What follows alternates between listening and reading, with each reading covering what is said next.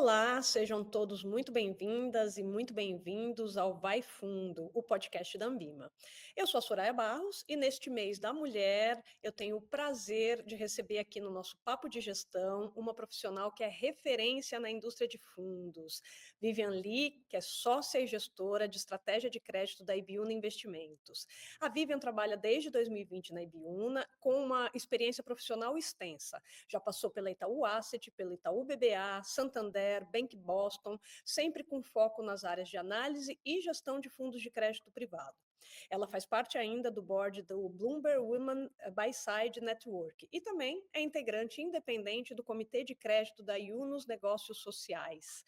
Bom, por isso, ela é a pessoa ideal para detalhar para a gente os desafios e oportunidades que esses fundos de crédito vêm enfrentando e o que a gente pode esperar para esse mercado agora em 2025. Vivian, é um prazer contar com você aqui no nosso Papo de Gestão. Obrigado pela presença.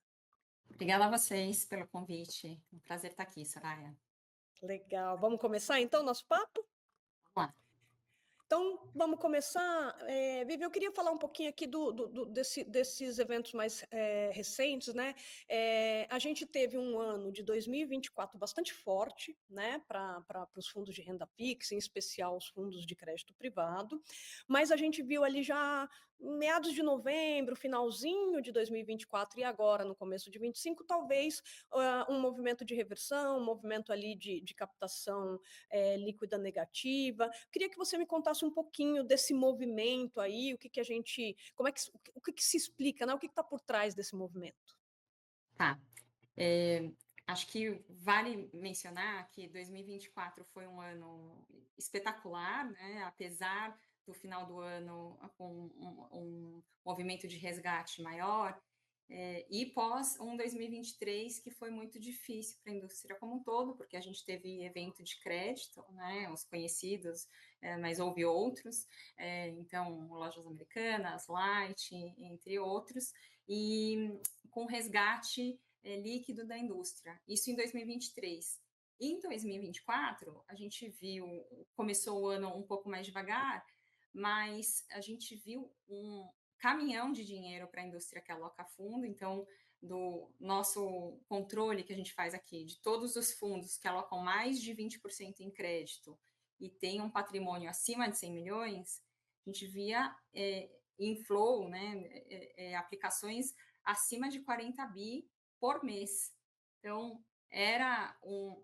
E aí, no ano fechado, a gente viu quase 350 bi de aumento do patrimônio dos fundos que alocam crédito, desses que a gente acompanha. Então, foi um ano muito bom, tanto em termos de captação, performance dos fundos, porque por conta da demanda dos papéis, houve um fechamento dos spreads, né? E, então, teve ganho de capital para os fundos ao longo do tempo, mas o final do ano ele não foi tão bem.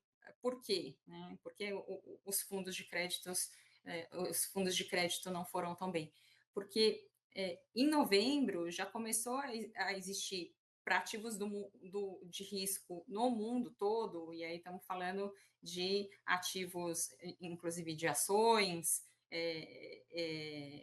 nos Estados Unidos, e em dezembro também a gente viu uma piora adicional das expectativas dos agentes de mercado para ativos de risco, porque você teve tanto um cenário de atividade mais resiliente nos Estados Unidos e inflação levemente acima da meta, então que trazia e indicava que as taxas de juros nos Estados Unidos, né, a taxa base de risco ia ser mais alta e por mais tempo do que o esperado. Então, houve uma valorização do dólar e uma desvalorização de muitos ativos de risco. E no Brasil, junto a isso, né, com uma piora de humor externo, todas as preocupações com o fiscal brasileiro. Então, a gente viu em dezembro nos últimos 10 dias úteis, uma abertura de spread que foi na magnitude e na velocidade, na magnitude praticamente devolveu todo o fechamento que você viu de spreads no ano, mas na velocidade a gente não tinha visto uma abertura de spreads tão rápida desde Covid, né?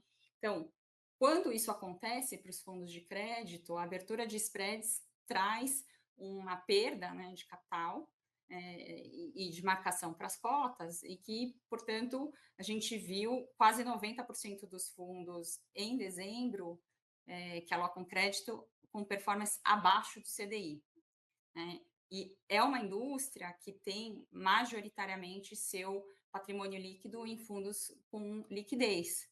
Então, a gente viu coisa de quase 30 bi de resgates em dezembro, né, com uma performance que foi aquém do que foi a média dos anos e do que o investidor em geral espera para um fundo de crédito. Então, a minha percepção era que para janeiro, por conta desses dois eventos, né, a performance pior e a abertura de spreads, você ia ter um movimento de continuidade de resgates mais pesados em janeiro, mas isso não aconteceu. Janeiro e fevereiro a gente viu um resgate leve da indústria, abaixo de 10 bi, né? E agora em março a gente voltou a ter aplicações líquidas, né? No último dado que eu dei uma olhada, estamos falando de ao redor de 15 bi, que trouxe um humor bem positivo aqui para os gestores e para os preços dos ativos, tanto no mercado primário, né, nos book buildings, quanto no mercado secundário também. Perfeito. Então, podemos deduzir assim que esse efeito, né, tanto na rentabilidade como na própria questão aí, né, desse movimento, tanto do primeiro resgate, né, mais forte ali no finalzinho do ano, agora ele começando a se suavizar, tem muito mais a ver com esses fatores mais macroeconômicos, economia americana, enfim, e a própria economia brasileira, do que efetivamente alguma questão mais focada ali em alguma preocupação com crédito, ou algo mais específico para esse segmento? Eu acho que sim. É claro que num cenário em que você tem a taxa, né, a Selic nesse patamar muito alto, tem uma migração, né, o que aconteceu em 2024, que foi a migração de muitos fundos de multimercado e ações para o mundo de crédito. Quando você vai para um patamar ainda mais alto de taxa de juros, tem também um mecanismo que os investidores migram ou para título público ou para CDBs, com liquidez diárias de grandes bancos. Então, eu acho que esse movimento não é específico, né,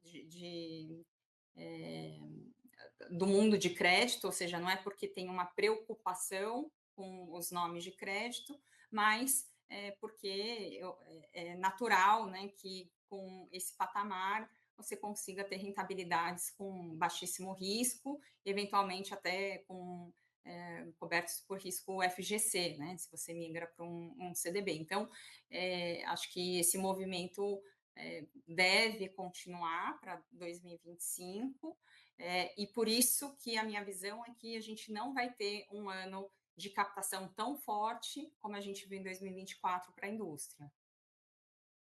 Mas ainda de captação positiva. O Ainda, cenário é ainda de positivo para você. sim, até o Legal, momento eu tenho essa visão. bacana.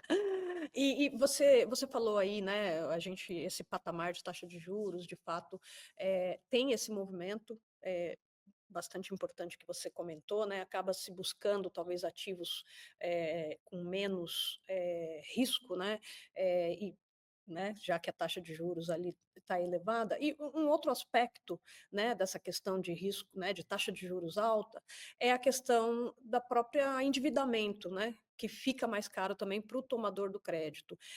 Nesse sentido, qual que é a sua análise em relação às empresas, né, a capacidade de pagamento das empresas em relação a honrarem as suas dívidas? Conta para a gente um pouquinho como é que você está fazendo essa análise aqui, olhando, né, para esse horizonte de tempo aqui, 2025, em relação a esse aspecto. Tá. É, linkando com a parte de fluxo, né, o movimento em geral de crédito, se não existisse a parte técnica da indústria, ou seja, já essa questão de, eu preciso alocar muito, então tem uma demanda por papel muito alta e os spreads, então eu aceito spreads mais baixos para compor o meu portfólio, né, se não existisse isso, tudo mais constante, a gente ia falar em que uma empresa que é mais alavancada, que tem menos acesso ao mercado de capitais, que é, em geral, menor porte, menos diversificada, é uma empresa que tem um spread maior, né?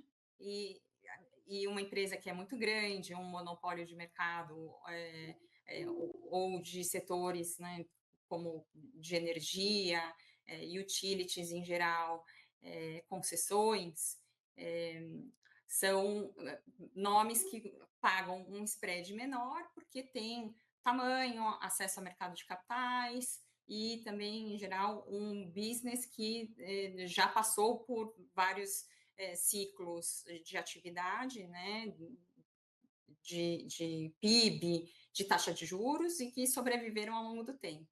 Então, tudo mais constante, você tem a empresa melhor, né, em crédito, na visão de crédito, e a empresa que é mais arriscada, o que a gente chama de high yield. Então, nessa diferenciação, é muito importante porque em alguns momentos do mercado, a gente viu ajustes, né, que foram Americanas, por exemplo, ela pegou uma empresa que estava nesse grupo aí de empresas que tinham acesso, tinham um rating bom, e vinham bastante a mercado. Então, isso foi um choque para a indústria e foi a correção de preços veio por conta de um evento de crédito, né? Isso é uma coisa. Aí tem um outro componente que boa parte aconteceu no ano passado, que é quando você tem um fluxo muito positivo da indústria, você precisa alocar o papel, você briga com o seu concorrente para conseguir alocar, então você aceita spreads menores, né? E tanto para comprar no secundário quanto no primário. E aí, quando isso acontece, as empresas conseguem acessar o mercado em tamanhos de cheque maior, em spreads menores e em prazos maiores também. E o que aconteceu em 2024 foi que muitas dessas empresas, das que têm acesso ao mercado, conseguiram trocar dívida. Então, tem uma elétrica grande aí de mercado que tinha dívida emitida CDI mais 2,8 e veio ao mercado para emitir uma dívida CDI mais 0,8, ou seja, com um spread bem menor, e para um prazo mais longo. Então, todas as empresas que aproveitaram essa janela e conseguiram fazer ou a troca de dívida ou emitir dívidas mais baratas, né, e mais longas, não vão passar por um perrengue maior esse ano, porque conseguiram fazer a lição de casa e não tem um risco de rolagem dessa dívida nesse momento. As empresas que não têm tanto acesso ao mercado de capitais, que estão mais endividadas, que têm necessidade de rolagem de curto prazo, né, essas sim, nesse patamar de juros, vão ter um problema. Muitas estão com cobertura de juros inferior a 1, ou seja, eles não conseguem nem pagar os juros da dívida com o resultado operacional dessas empresas. Então, você tem um problema, né? Então, 2024, a gente já viu um aumento considerável e foi o recorde do número de pedidos de recuperação judicial no Brasil. A gente continua vendo recordes e muitas empresas indo por esse caminho, e eu acho que ainda vai continuar, né?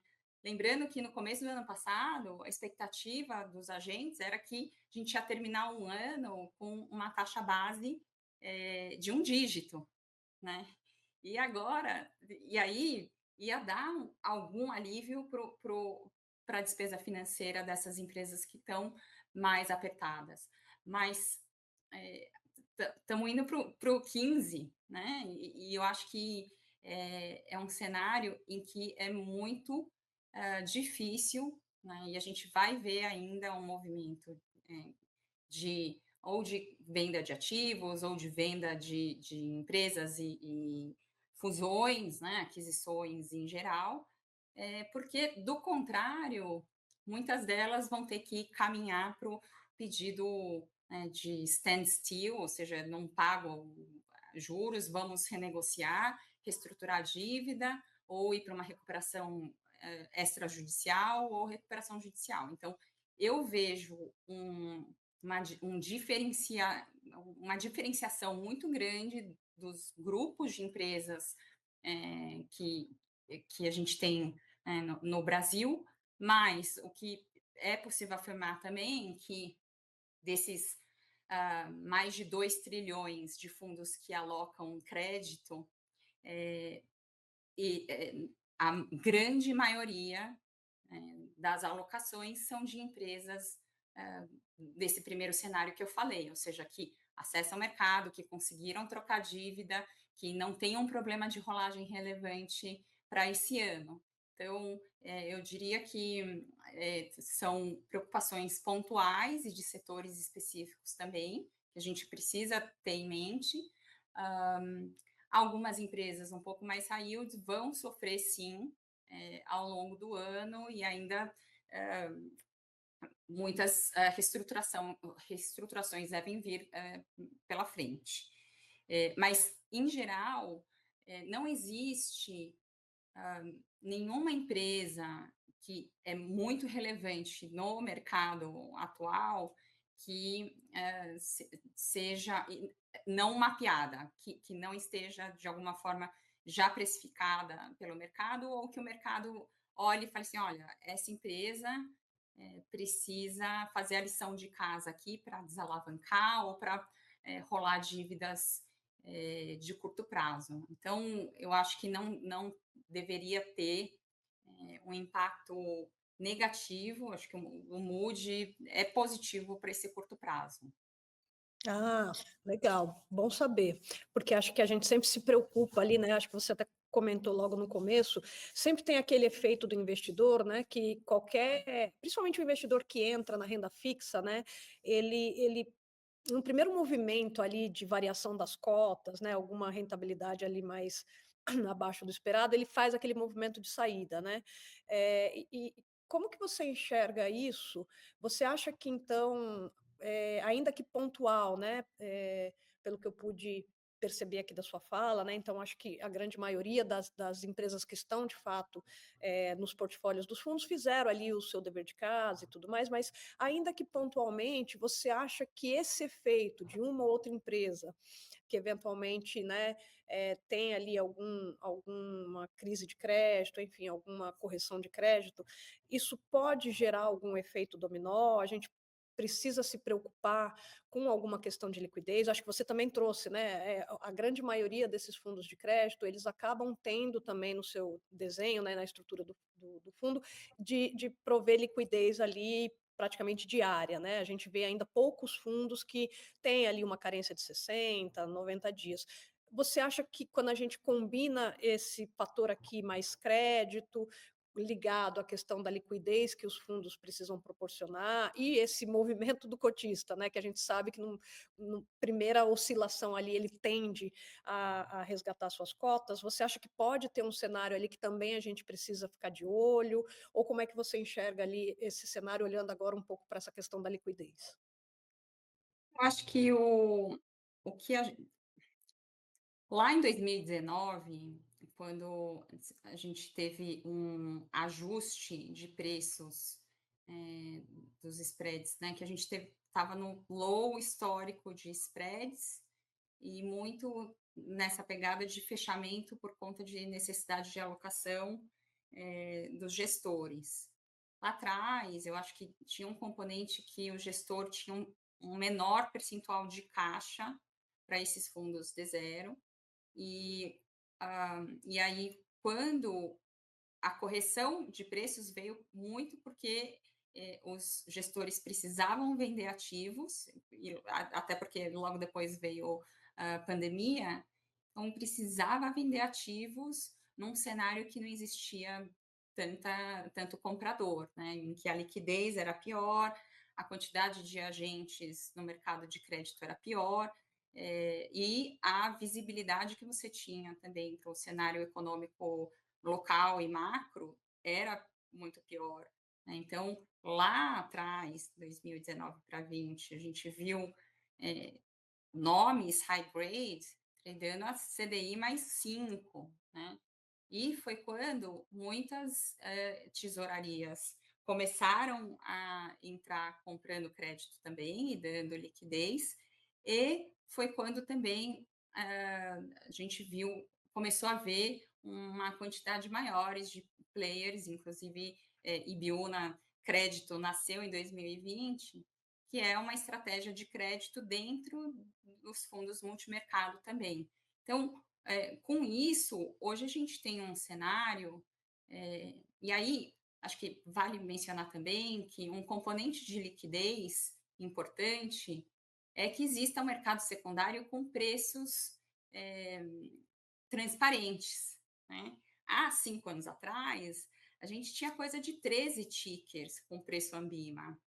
Hoje a gente vê quase 1000, mais de 1000 tickers, com preço Ambima, ou seja, que tem uma metodologia que, na grande maioria, vai seguir negócio, né? E preços que acabam sendo mais transparentes e ajudam para a liquidez. Players, a quantidade de players é muito maior também, e por isso que em 2023, quando a gente teve um evento de crédito, a gente não viu mais high grades chegando a CDI mais 4, 5. A gente viu a CDI mais 2, 2,5. Por quê? Porque quando bateu nesses níveis, os players já entraram comprando, falando: olha, acho que eu estou sendo bem pago por esse risco. Então, e aí, para comparar, hoje, depois desse caminhão de captação que houve em 2024, os fundos, mesmo que tenham resgates diários, eles estão com mais caixa. O que isso implica? Implica que ele não precisa vender ativo para fazer frente à liquidez, né? E a correção que a gente viu de preços em dezembro, que eu comentei, a gente, só para pontuar, então, parênteses, né? A gente saiu no começo do ano de um patamar de CDI mais 1,70 na média, tá? Sem casos estressados, aqui só para facilitar. E antes, começo de dezembro, a gente estava num patamar de 1,35, 1,30, tá? Então, a gente teve esses 40 bits de fechamento ao longo do ano, e no final de dezembro a gente viu esses 40 bits voltarem e basicamente jogaram a gente para o começo do ano em termos de preço, né? Ou seja, os ativos ficaram mais baratos no final de dezembro. E aí, por que eu estou falando isso? Porque quando a gente viu essa correção de prêmio de risco, né, dos mesmos ativos da indústria, não veio porque gestor precisou vender o ativo, né? Não foi o que aconteceu lá em 2019. Veio por conta de visão de spreads mais amassados, uma piora no mercado local e offshore. Então, a combinação disso que trouxe esses ajustes e que os gestores é, fizeram isso né, com liquidez e sem necessidade de venda. Então, e aí, só para comentar, né, depois, em janeiro, metade desse movimento já foi, né? A gente já está aí no patamar de 1,55 de spread na média. Então, hoje, eu não vejo a liquidez como um ponto relevante, mas ele é muito importante para a nossa indústria, porque grande parte do AUM e dos ativos que são alocados são dos fundos com liquidez. Então, se você entrar num movimento em que é um resgate da indústria como um todo, aí os preços vão sim sofrer. Eu não vejo isso no curto prazo, até porque nesse nível de taxa de juros, a gente já falou, acho que renda fixa crédito continua sendo né, com diversificação, continua sendo uma boa classe para continuar investido. Se a gente visualizar que vai ter um movimento de queda substancial, né, na taxa de juros, ou seja, um afrouxamento geral, e que a gente consiga vislumbrar que vai ter uma migração da classe de ativos, aí eu acho que todo o mercado vai se preparar. Diria que hoje os gestores, em geral, estão muito preparados para alguma correção e com um percentual de caixa maior. Mas uma coisa também, Soraya, que eu acho que é legal mencionar, e com a 175 isso passa a ser possível, e eu não acho que hoje existe um ativo que cairia nessa classe, é a questão do side pocket. O que é isso?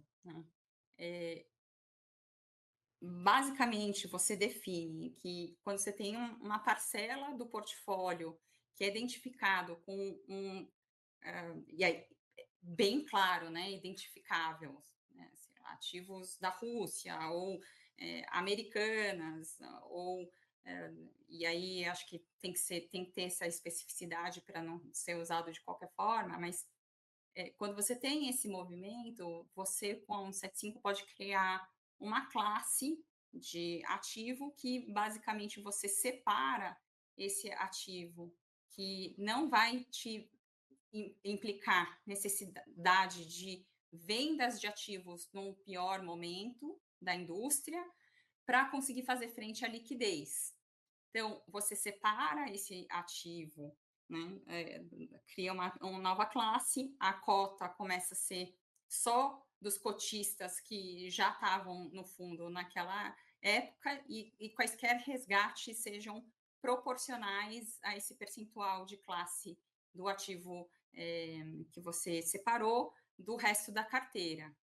E aí, nessa parte que é o resto da carteira, os investidores novos continuam a entrar sem ter problema eventual de marcação ou de impacto desses ativos que você separou, e também os investidores que estavam no fundo quando houve esse evento não vão ser diluídos eventualmente e no movimento de recuperação do crédito você não vai recuperar na mesma magnitude, porque vão ser os mesmos investidores nas duas pontas. Então, eu não acho hoje que vai ser utilizado no curto prazo, pelo menos espero que não seja, mas é um mecanismo que pode proteger, é um mecanismo, sim, que pode ajudar o gestor na gestão de liquidez, porque em separando você vai fazer só resgates proporcionais e, eventualmente, explicar, né, para o investidor que não é o melhor momento de resgate por conta da necessidade de venda de ativos no momento estressado. Mas, obviamente, isso não é sem custo, não é algo trivial, mas são modelos aí de proteções que eu acho que a indústria vem criando e evoluindo para conseguir ajudar nesses momentos em que a liquidez pode ser mais escassa. É um ótimo ponto você trouxe aí, né? É uma das novidades que vieram na 175, né?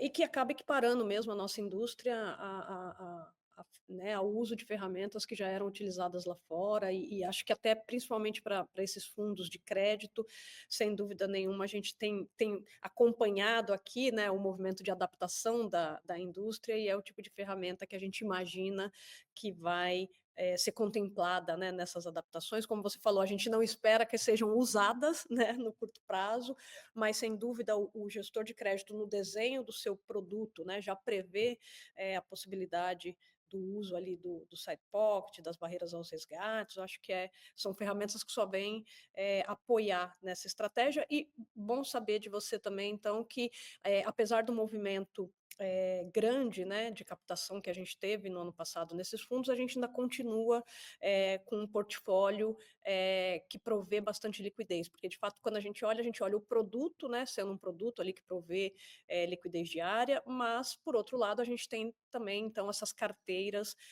com um colchão de liquidez bastante adequado, né? Claro, como você falou, se a gente tiver uma crise mais persistente ou algo do tipo, obviamente a gente acaba se preocupando um pouco mais, mas olhando para o cenário atual, né, acho que a gente fica bastante confortável. Bom, eu queria, Vivian, se você puder, então, fazer um pouquinho agora, né, acho que você foi falando ao longo das suas falas, mas um fechamento aqui das perspectivas, né, que você tem, então, para esses fundos de crédito aqui em 2025. Tá. Bom, primeiro que eu espero um fluxo que certamente vai ser menor do que foi em 2024, né? Não espero que seja 350 bi de inflow para a indústria. Por outro lado, eu acho que algumas correções são importantes.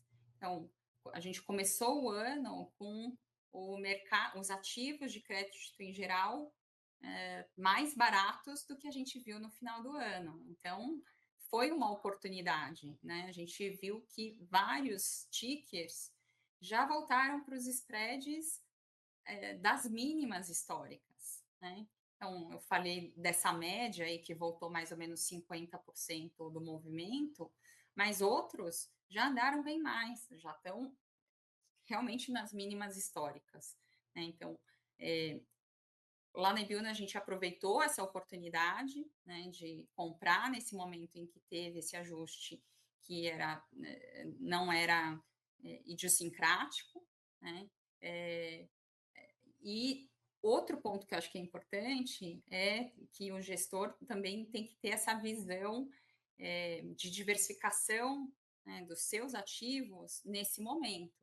A estratégia de crédito é super relevante nesse momento em que a oscilação de preços está tão dispare e que você tem empresas mais alavancadas, menos alavancadas. Então, o surfar, né, o beta do mercado, ou seja, todo mundo vai para uma direção de fechamento, eu acho que não é tão verdade assim.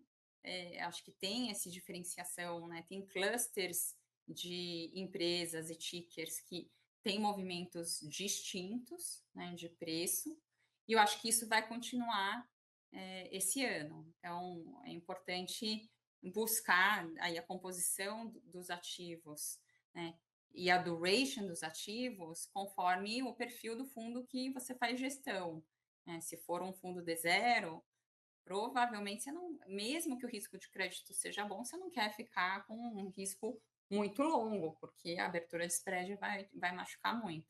Então, eu acho que os gestores hoje já estão, em geral, alinhados em tentar manter uma duration dos fundos menor, e eu acho que isso continua para o mercado como um todo, mas gestores pontualmente indo para as tranches mais longas nos nomes que reprecificaram ou com o movimento de dezembro ou porque estão vindo com um pouco mais de prêmio, porque fecharam o mandato em dezembro ou porque tem um idiosincrático um pouco pior. Então, acho que eu tenho visto, em geral, nesse prazo aqui, books muito positivos, otimistas em termos de demanda, então demanda alta e fechamento de spreads. Eu acho que precisa ser muito seletivo, né, na Ibiúna a gente brinca com 3 pilares de crédito para alocação.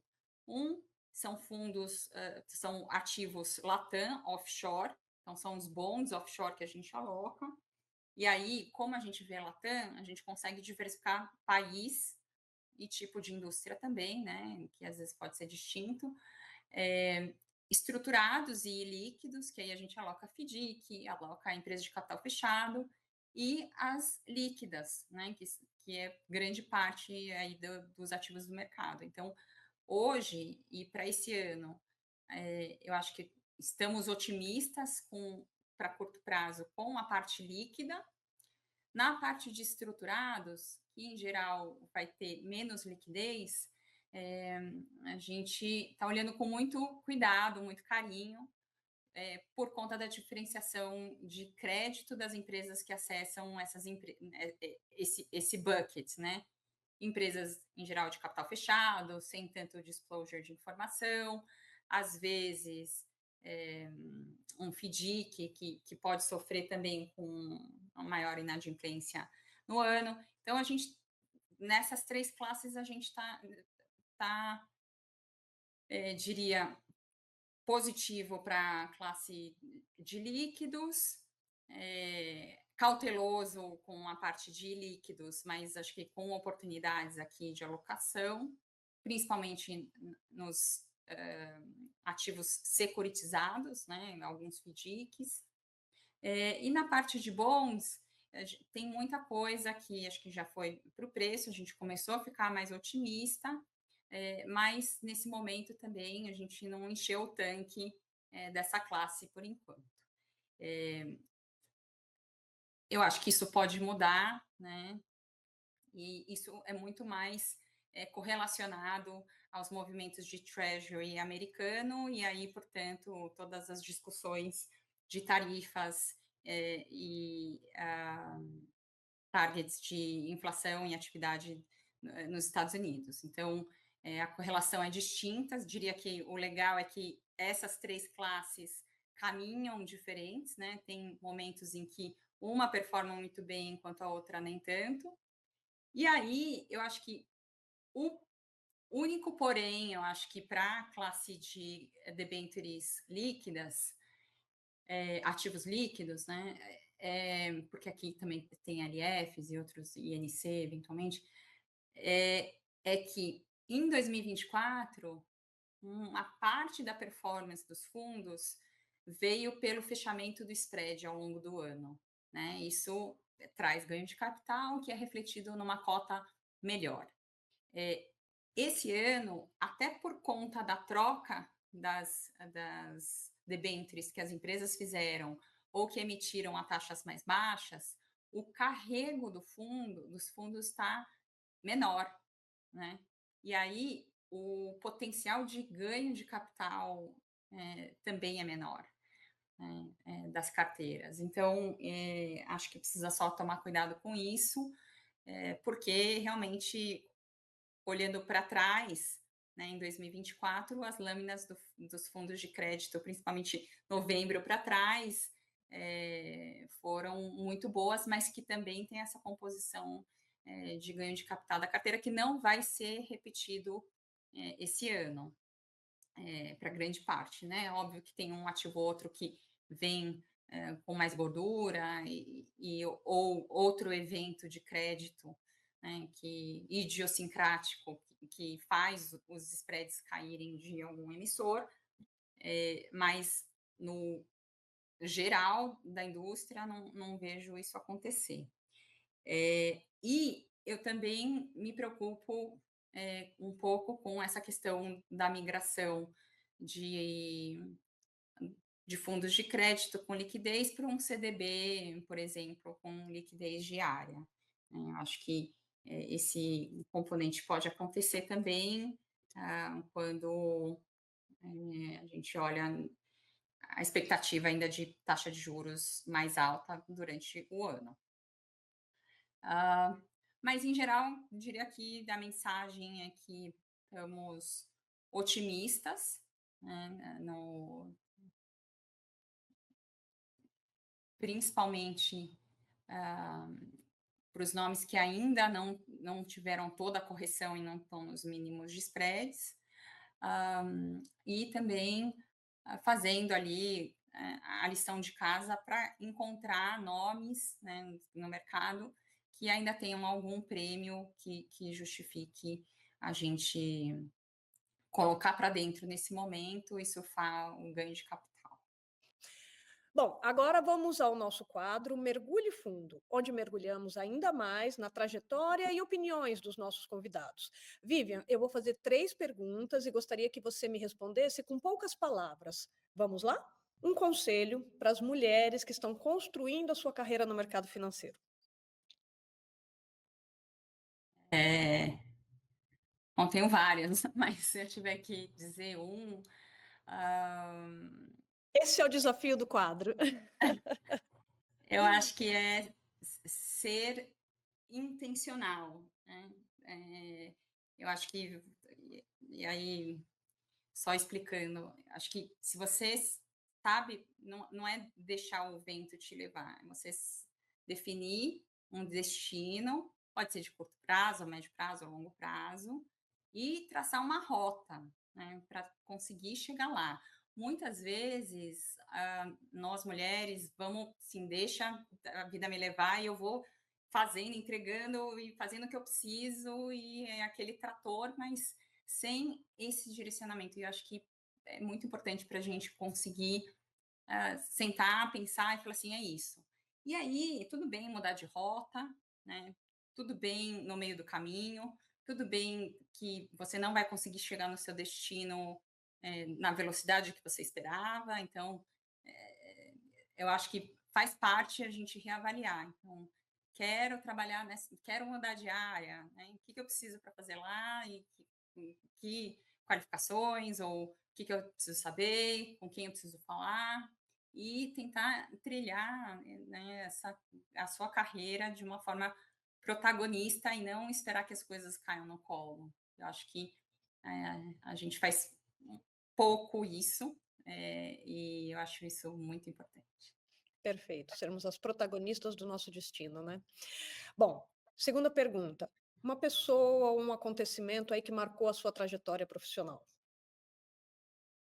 Acho que até falando nesse ponto, né, eu estava numa asset de um grande banco, que você já comentou, numa posição muito confortável, porque já tinha um histórico, né, estava há 13 anos entre Itaú BBA e Itaú Asset, estava muito confortável, mas eu tinha definido que eu queria empreender, que eu queria fazer parte, né, desse boom de crédito para as assets independentes, e fiz esse movimento. Então, acho que o que foi mais transformacional na minha vida foi definir isso e entender como eu conseguiria fazer isso, né, de uma forma que fosse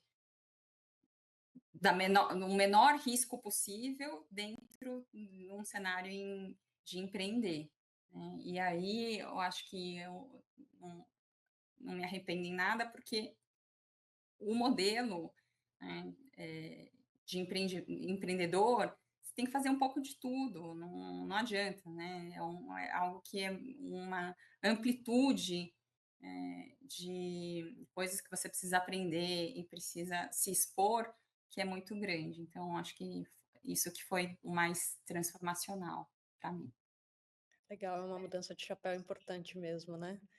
É, bem importante. Exato, sair de um grande banco para empreender, né, ali numa asset independente, sem dúvida, bastante desafiador. Bom, e aí a terceira pergunta, conta pra gente aqui pro ouvinte do Vai Fundo, a principal lição que você aprendeu aí nesses anos todos como gestora de fundos de crédito privado.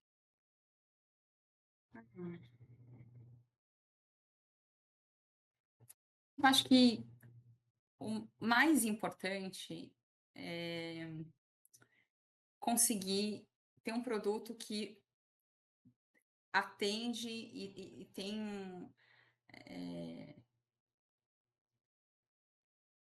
um, como é que eu vou dizer?